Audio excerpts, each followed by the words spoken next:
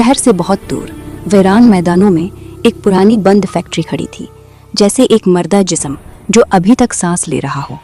रात की घटाटूप खामोशी में वो इमारत कुछ ज़्यादा ही जिंदा महसूस हो रही थी, जैसे इसकी दीवारें धड़क रही हों। फैक्ट्री का जंग लगा हुआ गेट, जिस पर खून की तरह सरख दाग थे, आधा खिला था, जैसे किसी नामालूम हस्ती का इंतजार कर रहा हो और हर हवा के झोंके में कराह रहा हो।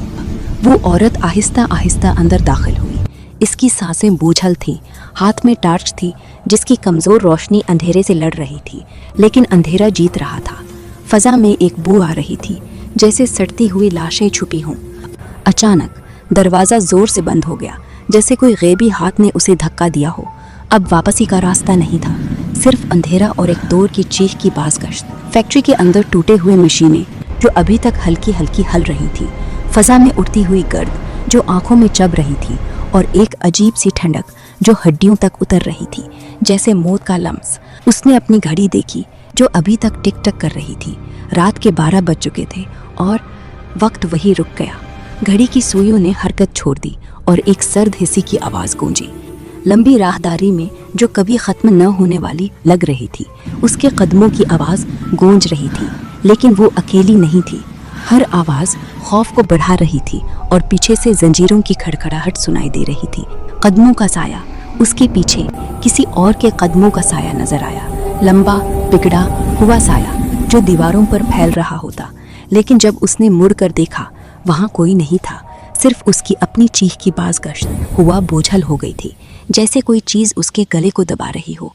ऐसा लग रहा था जैसे कोई चीज़ बहुत करीब हो, जो दिखाई नहीं दे रही, लेकिन उसकी सांस उसके कानों में महसूस हो रही थी। दीवारों पर इंसानी हाथों के निशान थे, खून आलूद, जो अभी तक ताज़ा लग रहे थे, जैसे किसी ने अंधेरे में बचने की कोशिश की हो और नाकाम रहे हों। अचानक उसके कान के पास एक मध्यम आवाज़ आई, यहाँ से वापस चली जाओ। लेकिन वो आवाज़ एक नहीं, कई थी, जैसे मुर्दा रूहें एक साथ बोल रही हों। एक कोने में रखी मेज़ पर जो लर्ज रही थी, एक पुरानी डायरी पड़ी थी। उसके सफ़हात से खून की बू आ रही थी, जैसे कोई अपनी कहानी वहीं छोड़ गया हो और अब वो कहानी जिंदा हो रही हो। मंजर 13, डायरी के औराक, डायरी के सफ़हात खुद ब खुद पलटने लगे, तेज़ और गुस्से से, और एक खौफनाक सच सामने आने लगा। फैक्ट्री में होने वाली हलाकतें जो हादसा नहीं कत्ल थे, और उसे धुंधले चेहरे नजर आए, टूटे हुए, खून आलूद। फैक्ट्री के वो मजदूर जो कभी यहाँ से बाहर न निकल सके, अब उसकी तरफ बढ़ रहे थे, अपने हाथ फैलाए हुए। साया राहदारी के आखिरी सरे पर एक लंबा सियाह साया खड़ा है। उसकी आंखें नहीं, सिर्फ खाली खोपड़ियाँ चमक रही थी। वो साया हल रहा था, जैसे हनिस्ता हो। लाइट से एक लम्हे को झपके और फिर हर तरफ अंधेरा छा गया, ऐसा गहरा अंधेरा जो आंखों को जलाता था। अब सिर्फ चीखे और जंजीरों की आवाज़ें बाकी थी। वो पूरी ताकत से भागी, उसकी टांगें कांप रही थी, सांस तेज, दिल बेकाबू, जैसे कोई उसे खींच रहा हो पीछे।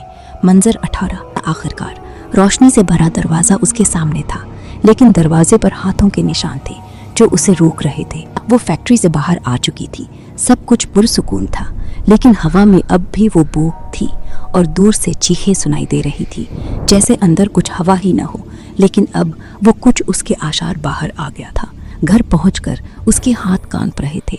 उसने आईने में खुद को देखा, उसका चेहरा पेला, आंखें सरख। आईने में उसका आँख थोड़ी देर से हिला, जैसे वो आँख जिंदा हो और उसे देखकर मुस्कुरा रहा हो।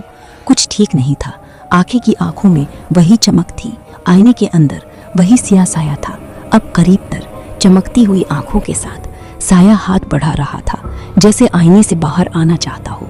इसकी घड़ी दोबारा रुक गई और एक आवाज़ गूंजी, फैक्ट्री तो छोड़ जाती है, लेकिन वक्त नहीं, और ना ही हम।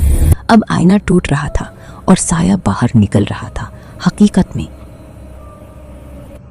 अगर आपको ये कहानी दिल को छू गई तो वीडियो को लाइक करें, चैनल को सब्सक्राइब करें।